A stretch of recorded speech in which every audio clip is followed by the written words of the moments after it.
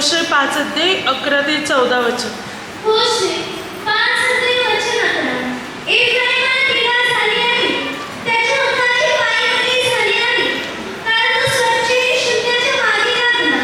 वचन 12 यास्तव मी एफ्राईमास कसरीसारखा व यहूदाच्या घराण्यास किडीसारखा झालो आहे. वचन 13 एफ्राईमाने आपला रोग पाहिला व यहूदाने आपली जखम पाहिली, तेव्हा एफ्राईम अश्शूरमध्ये गेला व याने राक्षसाने निरोप पाठवला, पण त्याला तुम्हाला बरे करता येणार नाही, तुमची जखम बरी करता येणार नाही. वचन 14 कारण एफ्राईमास सिंहासारखा व यहूदाच्या घराण्यास तरुण सिंहासारखा होईल. मी फाडून टाकेन आणि परत जाईन, तोहीच मी त्याला घेऊन जाईन आणि सोडवणारा कोणी असणार नाही. Hallelujah, hallelujah, hallelujah. काय संदीपा वचन संत एफ्राईमाला पीडा झाली आहे, त्याच्या हक्काची पायमल्ली झाली आहे, कारण तो स्वतःच्या इच्छेने शून्याच्या मागे लागलेला आहे. आणि पुढे वचन काय संदीपा, परमेश्वर पिता म्हणतो की मात्र एफ्राईम असो या यहूदा असो, या सर्वांचा का नाश होत आहे, कारण ते स्वतःच्या इच्छेने शून्याच्या मागे लागलेले आहेत. त्यांना पीडा झाली, आजार आले, समस्या आल्या, तेव्हा ते माझ्याकडे येण्याऐवजी अश्शूराकडे ते धाव घेऊ लागले. बायबल सांगते एफ्राईमाने आपला रोग पाहिला, यहूदाने आपली जखम पाहिली, तेव्हा एफ्राईम अश्शूराकडे गेला व यारेब राजाने त्याने त्यास निरोप पाठविला, पण त्याला तुम्हास बरे करता येणार नाही, तुमची जखम बरी करता येणार नाही. प्रभू काय म्हणतो पहा, प्रभू म्हणतो की एफ्राईम असो या यहूदा असो, ते स्वतःच्या इच्छेने माझ्यापासून दुरावलेले आहेत, पापाकडे आणि वाईटाकडे वळालेले आहेत, त्यांच्या जीवनात रोग आणि पीडा निर्माण झालेले आहेत. असं असूनही मात्र ते माझ्याकडे वळाले नाही, तर ते अश्शूराकडे, माणसाकडे किंवा या जगाकडे धाव घेत आहेत, परंतु त्यांना बरे करता आले नाही. म्हणून मी त्यांना सिंहासारखा होईल, मी त्यांना फाडून टाकेन, मी त्यांना नष्ट करेन, ते नाश पावतील. परमेश्वर पिता या ठिकाणी काय म्हणत आहे पहा, परमेश्वर आपल्यावर प्रेम करतो, त्याने आपल्याला घडवले, त्यानेच आपली सारी बंधने तोडलेली आहे, परंतु तरी आज मनुष्य परमेश्वरापासून दुरावून, परमेश्वराला सोडून आज भलतीचकडे वळालेला आहे. मनुष्य स्वतःच्या इच्छेने जगाकडे आणि वाईटाकडे ओढला चाललेला आहे. प्रभूला सोडून, प्रार्थना सोडून, सत्य नाकारून तो माणसाकडे, वस्तूकडे, जगाच्या रीतिरिवाजीकडे, मूर्तीकडे, वाईटाकडे मात्र वळत चाललेले आहे. या कारणास्तव त्याच्या जीवनात पीडा, रोग, समस्या, आजार आणि संकटे निर्माण झालेली आहेत. तरी प्रभू म्हणतो, तरी तो माझ्याकडे वळत नाही. बरे होण्यासाठी, आरोग्य प्राप्त होण्यासाठी तो माणसाकडे, मूर्तीकडे आणि वस्तूकडे धाव घेते, परंतु त्याला बरे करता येणार नाही. ना ते बरे होणार, ना त्यांची बंधने तुटणार, ना त्यांच्या आजारातून त्यांना मुक्ती मिळणार. मी त्याला फाडून टाकेन, मी त्याला नष्ट करेन, कारण ते माझ्याकडे नव्हे तर या जगाकडे धाव घेत आहेत. ते माझ्याकडे वळावेच तयार नाहीत, म्हणून ते नष्ट होतील, ते नाश पावतील. आज अनेक लोकांच्या जीवनामध्ये हीच गोष्ट आहे. मनुष्य परमेश्वराकडे वळण्याऐवजी, सत्य ओळखून घेण्याऐवजी माणसाकडे, वस्तूकडे, जगाच्या रीतिरिवाजीकडे, मूर्तीकडे आज धाव घेत आहे. त्याला वाटते या मूर्तीकडून, या वस्तूकडून, या गोष्टीकडून मला आरोग्य मिळेल, माझा धंदा व्यवस्थित चालेल, माझी बंधने तुटतील, किंवा मला जे हवं आहे ते सर्व माझ्या मनासारखं मिळेल. पण बायबल सांगते उलट तुम्हाला पीडा होतील, उलट तुमचे रोग वाढतील, तुमच्या समस्या वाढतील, आणि तुम्ही या जगामध्ये कितीही धावले तरी तुम्हाला आरोग्य लाभणार नाही. कोणी तुम्हाला बरे करू शकत नाही, कोणी तुमची बंधने तोडू शकत नाही. उलट प्रभू म्हणतो तुमचा नाश होईल, कारण तुम्ही माझ्याकडे वळत नाही. आपल्या मनाप्रमाणे, आपल्या स्वतःच्या इच्छेप्रमाणे या जगामध्ये धाव घेत आहात. आज मनुष्य प्रार्थना सोडून, देवाला सोडून, सत्य नाकारून जगाकडे धाव घेते. भलतीचकडे आज मनुष्य वळालेले आहे. भलत्याच ठिकाणी आज मनुष्य भटकत आहे, फिरत आहे. परंतु हा संकटाचा काल, ही संकटाचे दिवस आहेत. कोणती घटना कधी घडेल, कशी घडेल, मनुष्याला स्वतःलाही कळणार नाही. हल्ली संकटाचे दिवस आहेत, अनेक अडचणीचे दिवस आहेत, अनेक समस्याचे दिवस आहेत. मनुष्य परमेश्वरामध्ये तत्पर राहील, देवाचे नियम पाळेल तर त्याला अनुग्रह मिळेल. नाहीतर कोणती घटना कधी घडेल, कसं होईल हे त्यालाच कळणार नाही. बायबल सांगते तुम्ही भलतीचकडे वळतील, दुसऱ्याच ठिकाणी वळतील. ना तुम्हाला कोणी आरोग्य देऊ शकत, ना तुम्हाला कोणी बरं करू शकत, ना कोणी तुमची बंधने तोडू शकत. उलट तुम्ही स्वतःचा नाश करून बसणार. तुम्ही स्वतःच्या जीवनावर संकटे ओढून बसणार. आपल्याला जिवंत देवाची ओळख झालेली आहे तर भलतीचकडे वळू नका, दुसऱ्याच ठिकाणी धाव घेऊ नका. कोणी तुम्हाला बरे करणार नाही, कोणी तुमची बंधने तोडणार नाही. फक्त प्रभू येशूच आपल्या जीवनात कार्य करणार. अनेकांना वाटते की मात्र किंवा या ठिकाणी जाऊ का, त्या ठिकाणी जाऊ का, इथे माझे आजार बरे होतील का, इकडे माझी बंधने तुटतील का, अमुक ठिकाणी जाऊ का, तिथे गेल्याने माझा धंदा चालेल का, अमुक ठिकाणी गेल्याने मला बाळाची देणगी मिळेल का, माझ्या समस्या दूर होतील का, माझ्या मनासारखं मला जे हवं ते मिळेल का. या जगात कोणत्याही कोण्या कोपऱ्यामध्ये जा, कोणत्याही ठिकाणी जा, आरोग्य, शांती, सुख, समाधान मिळूच शकत नाही जर प्रभू येशू आपल्या जीवनात नसेल तर. सत्याकडे आपण वळणार नाही, प्रभूकडे आपण वळणार नाही तर जगातला कोणता व्यक्ती, वस्तू, गोष्ट, मूर्ती आपल्याला सुख, समाधान देणार नाही. बायबल सांगते ते त्याकडे जातात बरे होण्यासाठी, पण कोणाला त्याला बरे करता येत नाही करू शकत. या जगातला कोणता मनुष्य, कोणती वस्तू, कोणती मूर्ती आपल्याला यश, आरोग्य, जीवन देऊ शकत नाही. तरी आज मनुष्य देवाऐवजी या जगामध्ये धाव घेते. अनेक जागतिक गोष्टीकडे आज मनुष्य वळत चाललाय आणि स्वतःचा नाश करत आहे. प्रगती, उन्नती काहीच नाही, उलट आणखीन तो आपलं जीवन संकटात टाकत आहे. आणखीन प्रकारच्या समस्या तो आपल्या स्वतःच्या जीवनात उत्पन्न करत आहे आणि आपला नाश करत आहे. भलतीकडे वळून, चुकीच्या ठिकाणाकडे वळून, वाईट गोष्टीकडे वळून तो स्वतःच्या जीवनाचा नाश करत आहे. म्हणून बायबल सांगते की तुम्ही सावध असा. या भलत्याच ठिकाणी, वाईट ठिकाणी मात्र तुम्ही वळू नका, नाहीतर तुम्ही तुमच्या स्वतःच्या जीवनाचा नाश करून बसणार, स्वतःचं जीवन नष्ट करणार.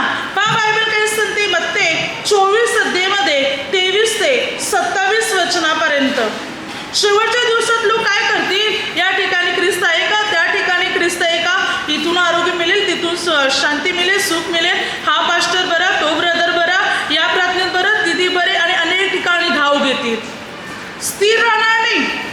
कारण हल्ली मनुष्य देहाच्याच गोष्टीचा विचार करतो. त्याला फक्त आरोग्य पाहिजे, सुख पाहिजे, पैसा पाहिजे, धंदा पाहिजे, बस.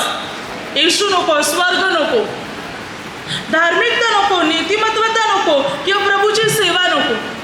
फक्त देहाचा विचार, ह्या त्या गोष्टीच्याच मागे हे ते मिळावे म्हणून प्रयत्न करतो, मला स्वर्ग पाहिजे म्हणून प्रयत्न करत नाही. तर वचन काय सांगते मत्ते 24 अध्याय 23 ते 27. त्यावेळी जर कोणी तुम्हाला म्हटले बा ख्रिस्त येते किंवा तेथे, तर ते खरे मानू नका.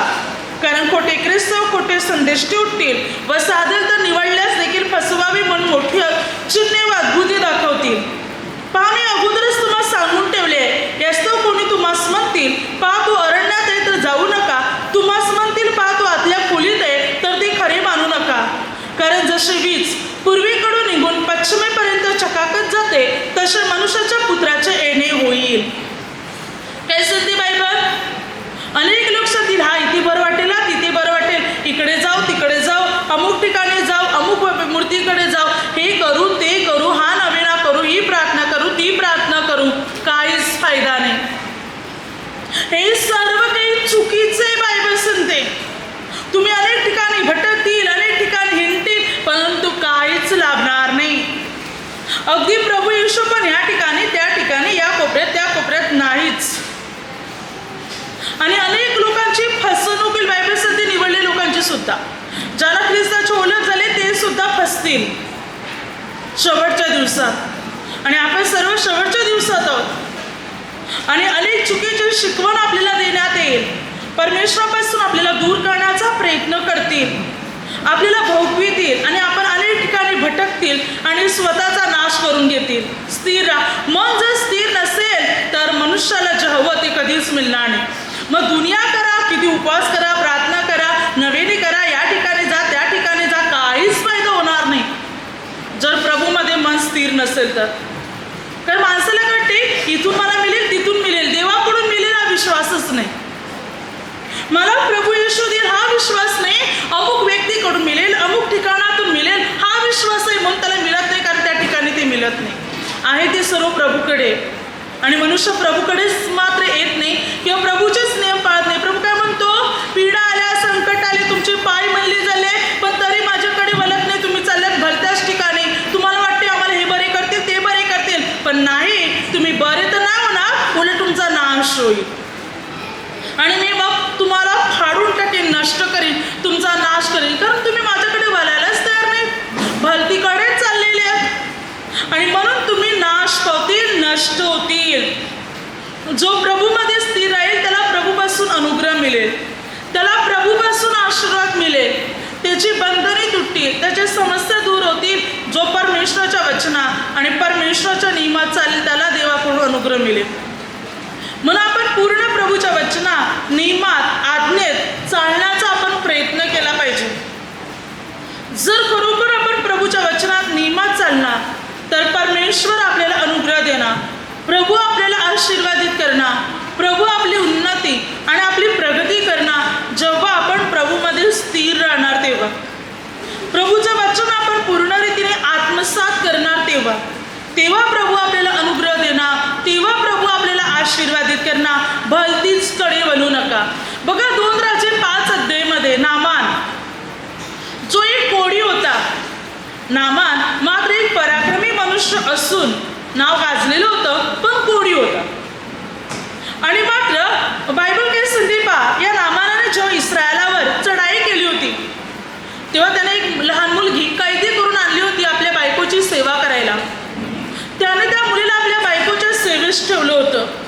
तेव्हा या मुलीने म्हटले की मात्र माझ्या धन्याची गाठ म्हणजे नामानाची गाठ इस्रायलाच्या संदेश कशी झाली असती तर किती बरे झाले असते. त्याने त्याचे रोग बरे केले असते, त्याचे पोट बरे केले असते. ही गोष्ट नामानाला कळाल्यानंतर अरामाचा जो राजा होता, या अरामाच्या राजाने नामानाला मात्र घोडे रथाशी म्हणजे सोने, दागिने, रुपये, वस्त्रे, मौल्यवान वस्तू देऊन रथात बसून इस्रायलाच्या राजाकडे पाठवलं की जा, तो तुझा रोग बरा करील, तो तुझा आजार बरा करील. या मुलीने काय सांगितलं होतं, माझ्या धन्याची गाठ इस्रायलाच्या संदेष्टाशी झाली असती तर किती बरं झालं असतं. पण या लोकांनी उलटच केलं, इस्रायलच्या संदेष्टाकडे जाण्याऐवजी इस्रायलाच्या राजाकडे गेले, चुकीच्या ठिकाणी. आता अरामाच्या राजाने नामानाला इस्रायलच्या राजाकडे पाठवलं, संदेष्टाकडे नाही. जेव्हा नामान इस्रायलच्या राजाकडे आला आणि जे पत्र अरामाच्या राजाने पाठवलं होतं ते पत्र जो इस्रायलच्या राजाने वाचलं तेव्हा त्याने आपली वस्त्रे फाडली. त्याने म्हटलं, याला बरे करणारा काही मी देव आहे का? भांडण करण्याचे काहीतरी या निमित्त शोधत आहे. पण इस्रायलच्या राजाने पण बुद्धीचा वापर केला नाही की हे अरामी लोक आहेत, आपल्याकडे आलेले आहेत, कारण आपला देव जिवंत आहे, याला मी संदेष्टाकडे पाठवतो. हा पण विचार त्याने केला नाही, उलटे परत गेले. ही गोष्ट जेव्हा अलिशा संदेष्टाला कळाली तेव्हा अलिशा संदेष्टाने इस्रायलच्या राजाला सांगून पाठव त्याला माझ्याकडे, म्हणजे त्याला कळेल की इस्रायला देव आहे म्हणून. तेव्हा नामान जो कोढी होता तो अलिशा संदेष्टाकडे आला. अलिशा संदेष्टाने म्हटलं, जा यर्दन नदी जाऊन 7 वेळा बुचक्या मार, म्हणजे तुझे शरीर पूर्वेसारखे होऊन तू शुद्ध होशील. नामाने पहिल्या प्रथम करण्यासाठी नाकारत होता, पण त्याच्या दासाने म्हटल्याप्रमाणे मात्र अलिशा संदेष्टाच्या सांगण्याप्रमाणे करायला नामान तयार झाला. नामानाने जाऊन यर्दन नदीत 7 वेळा बुचक्या मारल्या तेव्हा त्याचे शरीर पूर्वीसारखे होऊन त्याचे पोट निघून गेले आणि त्याची त्वचा पूर्ण बरी झाली. त्याने पाहिलं की आपण पूर्ण रीतीने बरे झालेले आहोत. तेव्हा तो पुन्हा अलिशा संदेष्टाच्या भेटीस आला आणि तो म्हणू लागला की खरोखर परमेश्वर देव जिवंत देव आहे.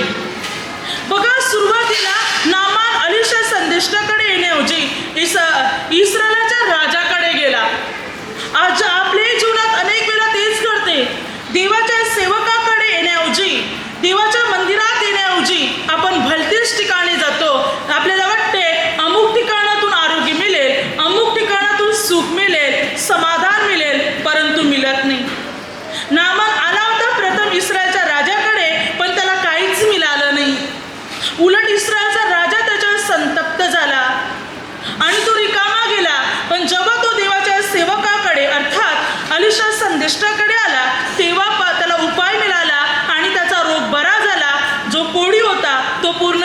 बनला गेला. कोड्या आजारातून त्याला पूर्ण रीतीने मुक्ती मिळाली या नामानला. बरा झाला आणि त्याला कळालं की इस्रायला देव आहे म्हणून. पहा, मनुष्य आज भलतीचकडे चाललेले आहे, जिकडून त्याला काही मिळलं नाही त्या व्यक्तीकडे, त्या मूर्तीकडे, त्या गोष्टीकडे मनुष्य आज आकर्षित केला जाते. का नाही आपण विचार करत, बुद्धीचा वापर करत की आज प्रभू येशूद्वारे, प्रार्थनेद्वारे आमची बंधनं तुटलेली आहेत, आमच्या जीवनात चमत्कार घडलेले आहेत, आम्हाला जेव्हा ते मिळालेले आहे, मग आता आम्ही भलतीकडे का वळावं, आम्ही मूर्तीकडे का वळावं, आम्ही माणसाकडे का वळावं, आम्ही वस्तूकडे का वळावं, जिथून आम्हाला अगोदर काही मिळालं नव्हतं आणि आता पण मिळणार नाही. मनुष्याच्या सांगण्याप्रमाणे किंवा माणसाला खुश करण्यासाठी या जगाकडे वळू नका, कारण जीवनात संकट येतील तेव्हा मनुष्य, वस्तू, मूर्ती किंवा आपल्या घरातली व्यक्ती सुद्धा आपल्याला सहाय्य करू शकणार नाही. कोणीच कोणाला मदत करू शकणार नाही. अशी संकटे कोसळणार आहे, काहीच करू शकणार नाही. किती प्रयत्न करा, मग माणसाला खुश करायला माणसाचं ऐकायला जातील आणि भलतीच कडे वळतील तर असे संकट येतील की मात्र त्याच्यातून मुक्ती मिळणार नाही. अयोग्य ठिकाणी भटकू नका, चुकीच्या ठिकाणाकडे वळू नका, नाहीतर नाश पावतील. जिवंत देव प्रभू येशू, जो आपला उद्धारक आहे, जो आपला तारणार आहे, जो आपली बंधने तोडणार आहे, त्याखेरीज दुसऱ्या ठिकाणी भटकू नका, नाहीतर आपण आपल्या स्वतःच्या जीवनाचा नाश करणार. आज मनुष्य एका प्रार्थनेमध्ये पण स्थिर नाही, इथे चालला तिथे चालला, हा बरा पास्टर, तो पास्टर बरा, आणि त्यामुळे तो देवाचे नियम योग्यरित्या पाळू पण शकत नाही. काही का नाही, ह्या त्या गोष्टी आवडतात, काही का नाही ह्या आवडतात, मग इकडूनची निंदा तिकडे, तिकडूनची निंदा इकडे, मग इकडूनचं तिकडे, तिकडूनचं इकडे. स्थिर नाही मनुष्य, आणि स्थिर नसल्या कारणाने त्याचा उद्धार होत नाही किंवा त्याला जेव्हा ते त्याला मिळत नाही. प्राप्त जे मनुष्याने प्राप्त करायला हवं ते त्याला प्राप्त होऊ शकत नाही, कारण त्याचं मन देवामध्ये स्थिर नाही. आपण परमेश्वरामध्ये स्थिर राहणार तर परमेश्वर आपल्याला अनुग्रह देणार, तर देव आपल्याला आशीर्वादित करणार. देव देईल तुम्हाला जय वय, आरोग्य वय, शांती हवी किंवा बाळाची देणगी हवी किंवा इतर काही मिळेल.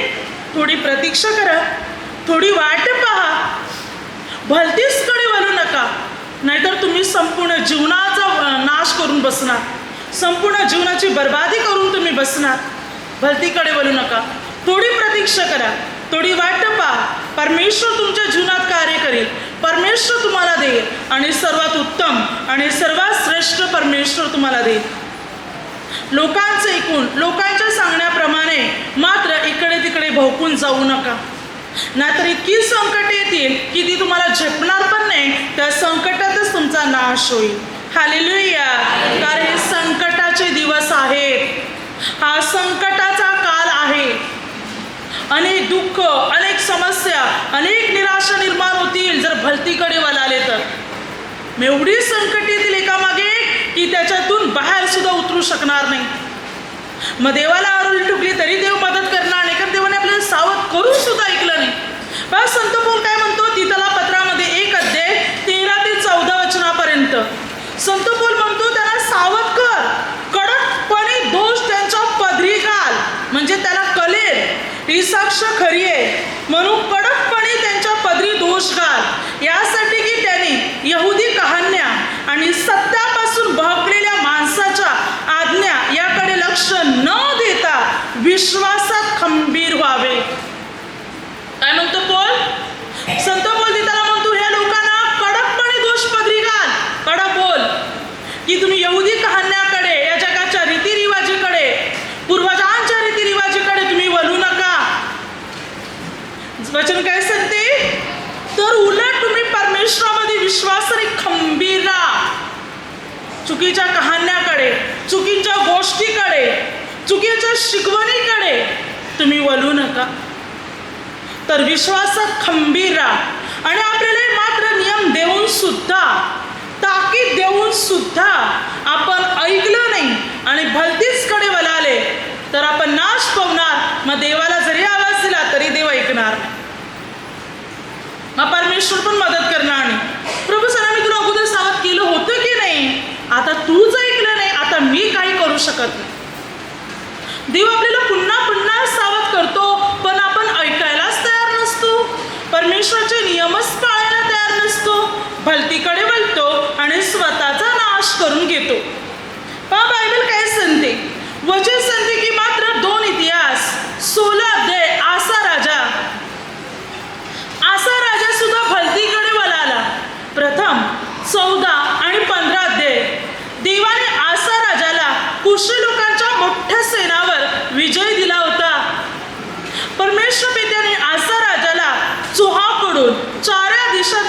स्वास्थ्य दिलं होतं. पण 16 अध्यायामध्ये मात्र तो त्याने परमेश्वराची संगत सोडली आणि अरामाचा राजा बेन्हदद याच्याची त्याने संगत पकडली. त्याने देवाच्या मंदिरातली पात्रही त्याला दिली, कारण इस्रायलचा राजा, यहुदाचा राजा आसा याच्यावर चढाई करून येणार होता. आणि इस्रायलचा राजा बादशा यहुदावर चढाई करून येऊ नये म्हणून यहुदाच्या राजाने अरामाचा राजा बेन्हदद याच्याशी करार केला की तू बादशा राजावर चढाई कर. त्यामुळे अरामाच्या राजाने इस्रायलचा राजा बादशा याच्यावर चढाई केली आणि इस्रायलचा राजा बादशाह यहुदाच्या राजावर आला नाही. तेव्हा मात्र परमेश्वर पित्याने आपल्या सेवकाला यहुदाच्या राजाकडे पाठवलं, म्हणजे आसा राजाकडे. आणि देवाचा संदेष्टा आसा राजाला काय म्हणतो, कुशी लोकांची एवढी मोठी सेना होती, तेव्हा देवाने तुला मदत केली होती की नाही? त्यांच्याकडे लोखंडी रथ होते, तरी देवाने तुला मदत केली. मग आता केली नसती का की तू माणसाची संगत पकडली? तू देवाला सोडून माणसाकडे धाव घेतलीस, म्हणून आता तुझ्या मागे लढाया लागतील, तुझ्या मागे युद्ध सुरू होतील आणि तुझा नाश होईल. आणि खरोखर आसा राजाच्या मागे लढाया लागल्या. पुढे आसा राजा चिडचिड झाला आणि लोकांबरोबर कडक रीतीने वागू लागला, अगदी वाईट रीतीने लोकांशी वर्तन करू लागला, वाईट वागू लागला तो. त्यानंतर त्याच्या पायाला एक व्याधी जखम झाली, त्याच्या पायाला रोग झाला, तो आजारी पडला. आणि बायबल सांगते 2 इतिहास 16:12-13 परमेश्वर पित्याला शरण न जाता तो वैद्याला शरण गेला आणि जाऊन पिताराजवळ जाऊन निजला, म्हणजे मरण पावला. आजारी पडला तरी देवाकडे आला नाही, उलट वैद्याकडे, डॉक्टरकडे गेला आणि मरण पावला. भलतीकडे वळणं नाशास कारणीभूत ठरलं गेलं आसा राजाच्या. त्याच्या कारकिर्दीच्या 35 वर्षापर्यंत देवाने त्याला स्वास्थ्य दिलं होतं. 36 कारकिर्दीच्या 36व्या वर्षी, राज्याच्या 36व्या वर्षी त्याने परमेश्वराला सोडिले आणि माणसाची संगत पकडली. 39व्या वर्षी त्याच्या पायाला रोग झाला, 41व्या वर्षी तो मरण पावला. बस 4-5 वर्षात त्याच्या आयुष्याचा नाश झाला, मृत्यू पावला, जीवन गमावून बसला. देवाला सोडून भलतीचकडे वळाला आणि नाश पावला. आजारी पडला तरी देवाकडे वळाला नाही, उलट वैद्याकडे गेला आणि जाऊन पिताराजवळ जाऊन निजला, मरण पावला. मनुष्य परमेश्वराकडे वळायला तयार नाही, कठोर बनलेले, गर्विष्ठ बनलेले, अहंकारी मनुष्य बनलेले, देवाकडे झुकायलाच तयार नाही. अनेक लोक म्हणतात की मग प्रभूला सोडून गेलेले, प्रार्थना सोडून गेलेले, लाज वाटते याला प्रार्थनेला, लोक काय म्हणतील, लोक काय सांगतील. अहंकारी बनले, मन कठोर केलेले, कसं जायचं? भलतीकडे जायला तयार आहे पण प्रभूकडे यायला तयार नाही. तर प्रभू म्हणतो नाही यायला तयार, तुम्हाला लाज वाटते तर भोगा तुमची कर्म. मग तुमच्या जीवनात संकटे, दुःख, समस्या येतील, तुम्हीच सहन करा, मी काहीच करू शकत नाही. तुम्ही वळायला तयार नाही, माझ्याकडे यायला तयार नाही, तुम्हाला लाज वाटते, तर मग मी तुमच्या जीवनात कार्य कसं करू? नाही करणार परमेश्वर आपल्या जीवनात कार्य. आपली बंधने तोडणार नाही, आपल्या समस्येतून आपल्याला मुक्त करणार नाही. संकटे वाढत जातील पण कमी होणार नाही. Hallelujah, hallelujah. म्हणून प्रभूपासून दुरावू नका, भवकून जाऊ नका. जगाकडे, पापाकडे, वाईटाकडे, नाशाकडे मात्र वळू नका. तर पूर्ण रीतीने परमेश्वराच्या नियमात आणि परमेश्वराच्या वचनात चालण्याचा प्रयत्न करा. जो आपला उद्धारक आहे, जो आपला तारणार आहे, जो आपल्या जीवनात आपल्याला सर्व गोष्टी देणार आहे, तो प्रभू येशू आहे. म्हणून भलतीचकडे आपल्याला वळायचं नाही आणि आपल्या जीवनाचा नाश करून घ्यायचा नाही. हा बायबल काय सांगते, नीतिसूत्र या पुस्तकामध्ये 1 अध्याय 32 ते 33 वचनापर्यंत. कारण भोल्याचे भलतीकडे वळणे त्याच्या नाशास कारण होते, मूर्खाची भरभराट त्याचा नाश करीते. पण जो माझं ऐकतो तो सुरक्षित राहतो आणि अरिष्टाची भीती नसल्यामुळे स्वस्थ असतो. प्रभू म्हणतो भोल्याच्या भलतीकडे वळणे हे त्याच्या नाशास कारणीभूत आहे. आज मनुष्य भलतीकडे वळते आणि स्वतःचा नाश करून घेते. त्याची भरभराट झाली तरी त्याची भरभराट पण त्याचा नाश करेल. पण जो प्रभूचा ऐकतो,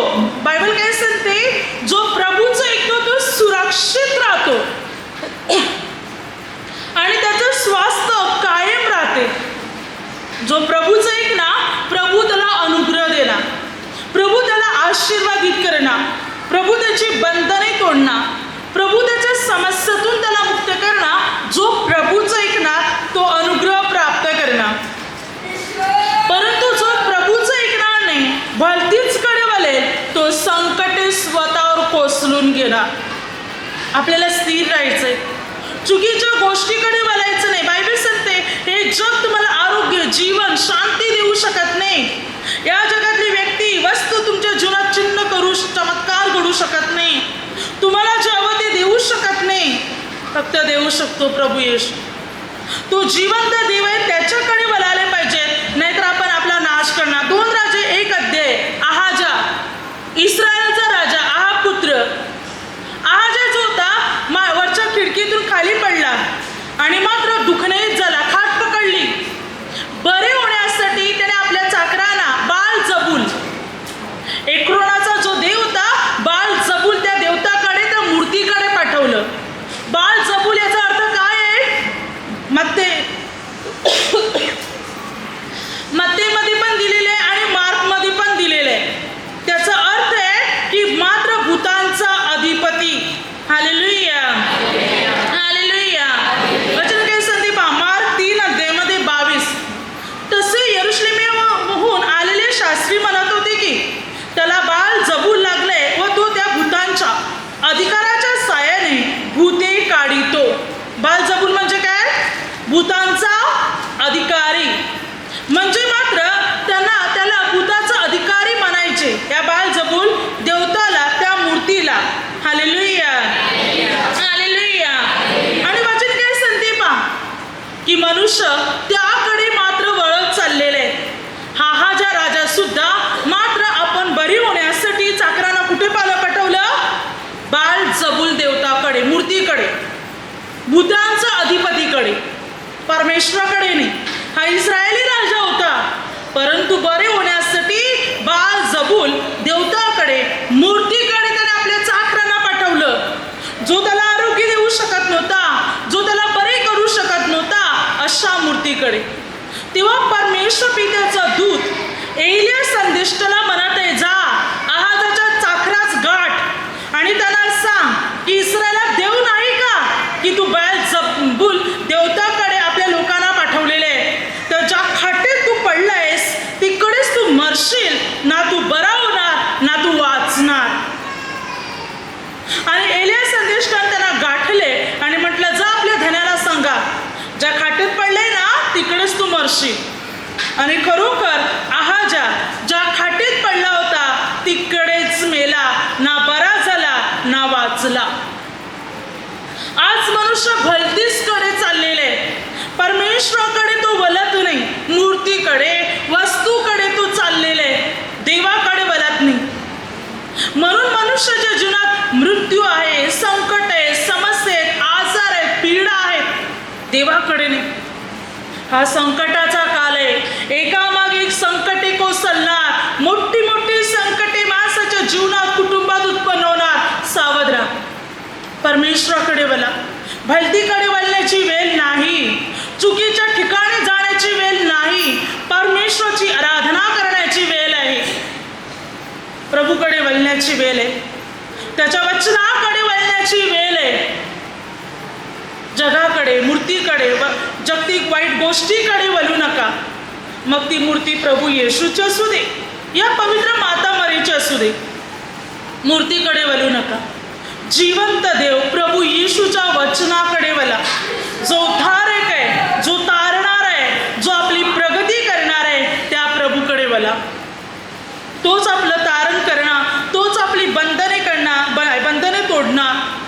आज मनुष्य चुकीच्या शिकवणीकडे, चुकीच्या रीती रिवाजीकडे वळालेले, जे त्याचा उद्धार करू शकत नाही, तारण करू शकत नाही, अशा वाईट गोष्टीकडे, अशा चुकीच्या ठिकाणी भटकत आहे. मनुष्याला खुश करण्यासाठी मनुष्य काय बोलेल, लोक काय म्हणतील, समाज काय बोलेल याचा विचार करत आहे. देव काय सांगेल याचा कोणी विचार करत नाही. मला स्वर्गात प्रभू येशू प्रभूचं वचन देणार आहे, मनुष्य, समाज, लोक नाहीत. याचा विचार आज कोणी करत नाही. माझा उद्धारक, माझा तारणारा प्रभू आहे, मनुष्य नाही. तरी चुकीच्या गोष्टीकडे, मनुष्याच्या कहाण्याकडे मनुष्य आज वळालेले आणि स्वतःच्या जीवनाचा नाश करत आहे. म्हणून बायबल सांगते सत्य ओळखा. आपल्याला सत्य ओळखायचे. पुढे सांगते होशे 7:10-11. इस्रायलाचा जो भूषण तो त्याच्या समक्ष त्याच्या विरुद्ध साक्ष देतो. इतके असूनही परमेश्वर त्याचा देव याचकडे ते वळाले नाहीत, त्याला शरण आले नाही. एफ्रेम एखाद्या खुल्या निवृत्त पारव्यासारखा आहे. ते मिस्राला हाक मारितात, अशुराकडे धाव घेतात. काय सांगते वचन? बायबल सांगते इतकी संकटे येऊन, इतक्या समस्या येऊन सुद्धा मनुष्य आपला जिवंत देव परमेश्वर याला शरण येत नाही. उलट मात्र कोणी अशुराकडे चाललंय, कोणी मिस्राकडे चाललंय, कोणी या माणसाकडे, कोणी त्या अधिकाऱ्याकडे, कोणी या वस्तूकडे चाललेले. निवृत्त पारव्यासारखा मनुष्य झालेला आहे, मूर्ख बनलेला आहे, बुद्धी काम करत नाही त्याची. जो परमेश्वराकडे वळतो तो बुद्धिमान आहे, पण जो परमेश्वरापासून दुरावून माणसाकडे, वस्तूकडे, मूर्तीकडे वळतो, बायबल सांगते तो मूर्ख आहे. निवृत्त मूर्ख बनलेला आहे तो, बुद्धीच नाही. आणि कोणाकडे धाव घेतो? कोणी याच्याकडे धाव घेतो, कोणी त्याच्याकडे धाव घेतो, पण देवाला शरण येत नाही.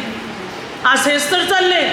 इथून आरोग्य मिळेल का, इकडून सुख मिळेल का, इथून बंधने तुटतील का, इकडून इच्छा पूर्ण होतील का, इथून हे मिळेल तिथून ते मिळेल, इथे धावतो, कोणी तिकडे धावतात. धाव घेत आहे जगात. बायबल सांगते मूर्ख बनलेले ते जिवंत देवाकडे ते वळत नाही, परमेश्वराकडे मनुष्य आज वळत नाही. जो खरा प्रभू आहे, जो धारक आहे, जो तारणार आहे, त्याच्याकडे आज मनुष्य वळत नाही. चुकीच्या गोष्टी धाव घेते आणि आपल्या स्वतःच्या जीवनाचा नाश करत आहे मनुष्य. जिवंत देवाला ओळखा, परमेश्वराकडे वळा, म्हणजे परमेश्वर आपल्याला अनुग्रह देईल, परमेश्वर आपल्याला आशीर्वादित करेल. पहा 2 शमूएलमध्ये 15 अध्यायामध्ये अबशालोम दररोज नगराच्या बाहेर जात असे आणि इस्रायल लोकांची फसवणूक करत असे. त्याने इस्रायल लोकांना फसवले. म्हणजे इस्रायल लोकांचा राजा होता दावीद. दावीद फक्त एक राजा नव्हता, तर देवाचा सेवक, एक संदेशही होता, जो लोकांना परमेश्वराची शिकवण देत होता आणि लोकांचा न्याय योग्यरित्या करत होता दावीद. त्यामुळे इस्रायल लोक, यहुदी लोक सुखी समाधानाने राहत होते. परंतु अबशालोम याने इस्रायल लोकांची मने हरण केली आणि अबशालोमने इस्रायल लोकांना दाविदाच्या विरुद्ध भडकावले आणि अनेक लोक दाविदापासून पांगून म्हणजे दुरावले आणि अबशालोमाकडे वळाले. अनेक लोक भोल्या भावाने त्याच्याकडे वळाले, काही कळाले सुद्धा नाही आणि दाविदाला सोडून ते अबशालोमाकडे वळाले. पुढे अबशालोमाचे लोक भरपूर झाले, कारण अबशालोमाने इस्रायल लोकांची मने हरण केली होती गोड गोड बोलून. इस्रायल लोकांना वाटलं आता अबशालोम आपला राजा आहे, तो आपल्याशी एवढं चांगलं बोलतो म्हणजे तोच आपला उद्धार करेल, आणि त्यामुळे इस्रायल लोक अबशालोमकडे वळाले. पुढे बायबल सांगते, वचन सांगते 2 शमूएल 18 अध्यायामध्ये, जेव्हा दावीद आणि दाविदाचे लोक जेव्हा अबशालोमावर चढाई करून गेले, तेव्हा दाविदाच्या लोकांनी इस्रायल लोकांचा धुव्वा उडवला आणि इस्रायलातले अनेक लोक मृत्यू पण पावले. त्यानंतर अबशालोम जो आपल्या खेचरावरून जात होता, त्याचे केस एला वृक्षाच्या एक झाडाला अटकले आणि मात्र खेचर पुढे निघून गेलं. हा अबशालोम झाडाला अडकून राहिला. तेव्हा योआबाने तीर सोडले आणि अबशालोम जागच्या जागेत मेला. अबशालोम मेल्यानंतर मात्र इस्रायल लोक घाबरले. आपापल्या डेऱ्यात त्यांनी पळ काढला, कारण आता इस्रायल लोकांचा राजा म्हणजे अबशालोम नष्ट झाला होता. पहा, परमेश्वराने इस्रायल लोकांवर दाविदाला नेमले होते, पण अनेक इस्रायल लोक दाविदापासून बळकून अबशालोमकडे वळाले. काही लोक भोल्या भावाने गेले, म्हणजे सत्य ओळखू पण शकले नाही आणि चुकीच्या ठिकाणी वळाले अबशालोमकडे, आणि त्यामुळे अनेक लोक मरण पण पावले, अनेक लोकांचा धुव्वा उडाला, अनेक लोकांचा नाश झाला, कारण चुकीच्या माणसाकडे ते वळाले होते. पुढे मात्र इस्रायलाच्या अनेक लोकांचा नाश झाला,